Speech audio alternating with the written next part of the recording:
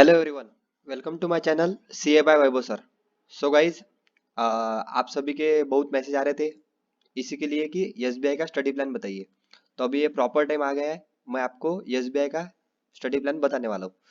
इस वीडियो में आपको रीजनिंग, मैथ, इंग्लिश सभी के बारे में बताने वाला हूँ। बुक्स, ठीक है, बुक्स भी बता दूंगा, मॉक टेस्ट और डेली स्टडी क्या करना है वो सब बताऊंगा। ठीक है गाइज, तो स्टार्ट करते हैं विदाउट एनी डिले। तो आपको डेली प्रैक्टिस करनी है। कुछ कुछ आपको डेली करना पड़ेगा, कुछ कुछ आपको वीक में 3 दिन करना पड़ेगा। तो मैंने यहाँ पे पूरा लिखा है, तो आप इसका स्क्रीनशॉट ले सकते हैं। सबसे पहले आपको रीजनिंग में क्या क्या इंपॉर्टेंट है ये देखिए। ये पूरे एक मंथ का ही प्लान है। इसके बाद मैं थोड़ा अलग प्लान दूंगा आपको, तो वो आपको अलग फॉलो करना पड़ेगा। ठीक है। सिटिंग अरेंजमेंट आपको डेली के 4 सेट करने हैं। कितने? 4। और 4 सेट यानी कितने क्वेश्चन हो गए? 20 क्वेश्चन। पजल्स के भी उतने ही। पजल्स और सिटिंग अरेंजमेंट आपको डेली करनी है। और एक यहाँ पे देखिए, डायरेक्शन सेंस और ब्लड रिलेशन, इसके दोनों के 10-10 या फिर 20-20 क्वेश्चन आपको डेली करने हैं। ये कोई करता नहीं गाइज, लेकिन मैं आपको बताने वाला हूँ क्योंकि इसका बहुत ही बेनिफिट होता है मेंस एग्जाम में। आपको मेंस के लिए कुछ नया करने की जरूरत नहीं है। जैसा जैसा मैं आपको बताता हूँ, ज्यादा क्वेश्चन ना करके आप सिर्फ फॉलो कीजिए। क्या करना पड़ेगा आपको? सिर्फ फॉलो। मैंने भी मेंस निकाली है, मेरी भी इंग्लिश वीक थी, लेकिन कैसे निकाली है? मैंने डेली वर्क किया है और जो किया है वही आपको बता रहा हूँ। किसी का कोई वीडियो देखा नहीं मैंने, कुछ नहीं। जो कुछ भी है मेरे हिसाब से बता रहा हूँ, ठीक है। और ये सबके लिए अप्लीकेबल है। किसके लिए? सबके लिए, कोई भी कर सकता है बैंकिंग। बैंकिंग कोई हार्ड नहीं है, सिर्फ कुछ लोग उसको हार्ड बनाते हैं। तो आपको समझ गया है। रीजनिंग के लिए ये जो 3 है, सिटिंग अरेंजमेंट, पजल और direction sense and blood relation, आपको डेली करने। कहाँ से मिलेंगे? ग्रेडअप का ऐप है, वहां पे डेली प्रैक्टिस के लिए मिल जाते हैं। और कुछ जो पीडीएफ है वो मैं खुद डालूंगा ग्रुप पे, ठीक है। उसके बाद कोडिंग डिकोडिंग भी आपको करना है। कितने? 4। 4 सेट करने, मतलब 20 क्वेश्चन। कब कब? लिख लीजिए, ट्यूसडे, वेनसडे और थर्सडे। और 3 दिन रह गए, मंडे, वेनसडे और फ्राइडे। तब आपको क्या करना है? सिलोजिज्म। कितने क्वेश्चन? 10 से 15 क्वेश्चन। ठीक है, इतना समझ गए। और क्या करना है आपको? इनइक्वालिटी करना पड़ेगा, दोनों, कोडेड और सिंपल। आपको एक ही दिन देना है कोडेड इनइक्वालिटी, मतलब इनइक्वालिटी को। क्या कीजिए? 100 क्वेश्चन कीजिए। ओनली कब? सैटरडे को। आप संडे को भी कर सकते हैं अगर आपको संडे को ब्रेक नहीं चाहिए तो। मैंने आपको संडे का ब्रेक दिया है यहाँ पे, ठीक है। तो क्या कीजिए, 50 जो है, 50 से 60 वो सिंपल वाले इनइक्वालिटी कीजिए, और 30 से 40 कोडेड इनइक्वालिटी कीजिए।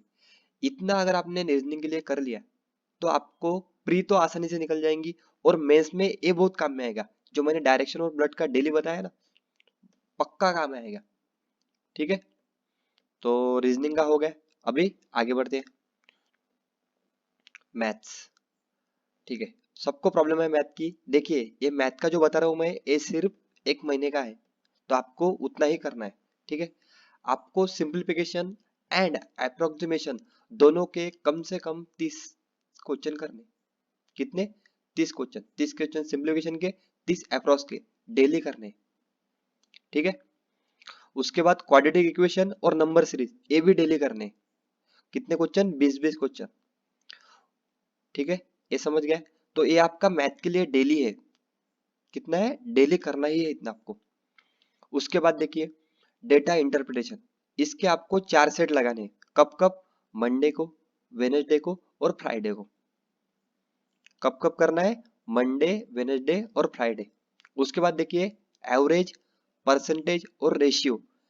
अभी से बता रहा हूँ आपको, आपके पास अभी भी प्री के लिए 1 महीना पूरा बाकी है। ज्यादा एग्जाम के बारे में मत सोचिए, मैथ्स को ज्यादा हार्ड मत कीजिए, कम से कम इतना कीजिए। एवरेज, परसेंटेज और रेशियो अभी आपका अच्छा कीजिए। उसके लिए क्या कर सकते हैं आप? डेली के 10 क्वेश्चन कीजिए, एवरेज का, परसेंटेज का और रेशियो का। सिर्फ 1 महीना कीजिए, आपको अल्टीमेट सक्सेस मिलेगा गाइस, मुझ पे भरोसा रखिए। ठीक है, उसके बाद आता है एरिथमेटिक। तो अभी देखिए, पूरा 1 महीना टाइम है आपके पास, और यहाँ पे 3 दिन मैंने छोड़ दिए, मंडे, वेडनेसडे और फ्राइडे बोला है। 3 दिन छोड़े, वो किसके लिए छोड़े मैंने आपको? आपको सिर्फ क्या करना है? एरिथमेटिक का बेसिक जो आपके क्लास में पढ़ाया होगा, या फिर आपने यूट्यूब पे पढ़ा होगा, सिर्फ उसको रिवाइज कीजिए, उसके प्रॉब्लम मत सॉल्व कीजिए अभी। हाँ बोल रहा हूँ, सॉल्व करिए मत अभी तक। 1 महीने का ही प्लान है। 1 महीने के बाद बता दो अरिथमेटिक के लिए क्या करना है, क्योंकि आपको पहले प्री निकालनी पड़ेगी, तब जाके आप मेंस दे पाएंगे। तो प्री के लिए simplification, approximation, quadratic equation, number series, DI और ये जो 3 चैप्टर है, अगर आपने इतना कर लिया तो इस साल के 2020 की कोई भी प्री एग्जाम आप आसानी से निकाल सकोगे। कोई भी, पीओ हो या फिर क्लर्क हो, ठीक है। तो मैथ्स के लिए ये सिर्फ 1 महीने का मैंने आपको बता दिया, इसका स्क्रीनशॉट लीजिए, ठीक है। आगे बढ़ते हैं।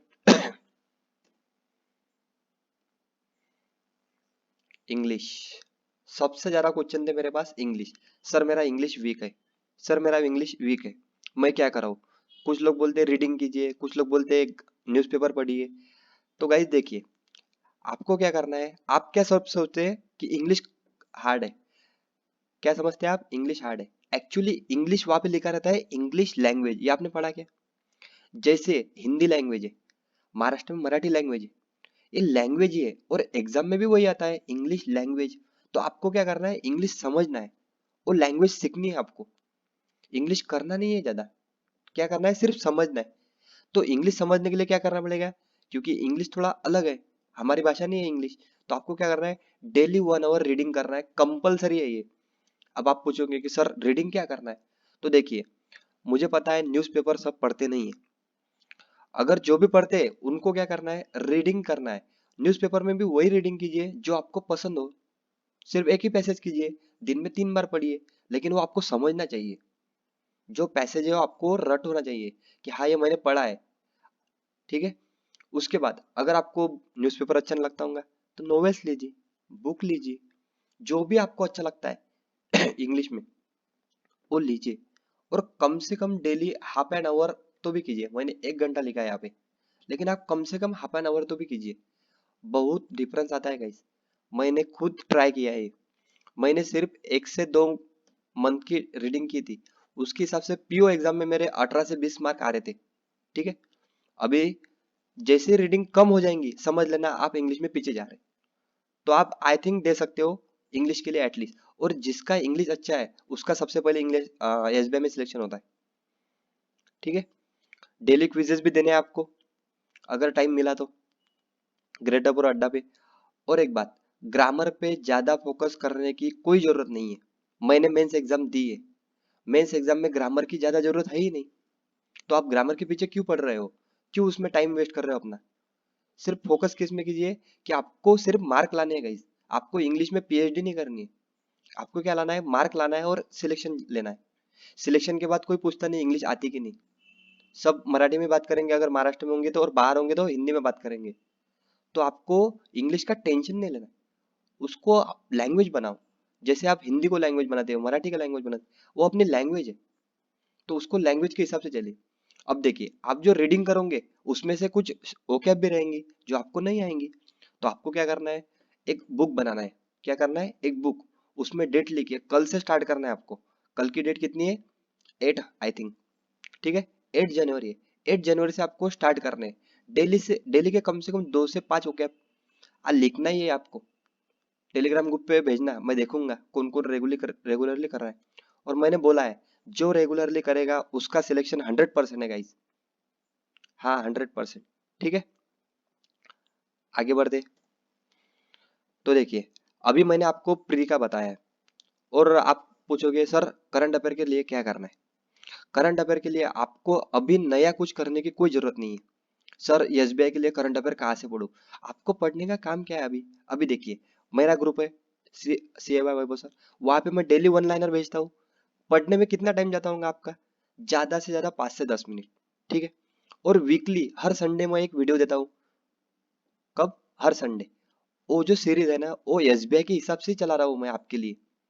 मेरा पूरा ध्यान है कि आपको करंट अफेयर क्या चाहिए। तो करंट अफेयर के लिए आपको बाहर जाने की कोई जरूरत भी नहीं है।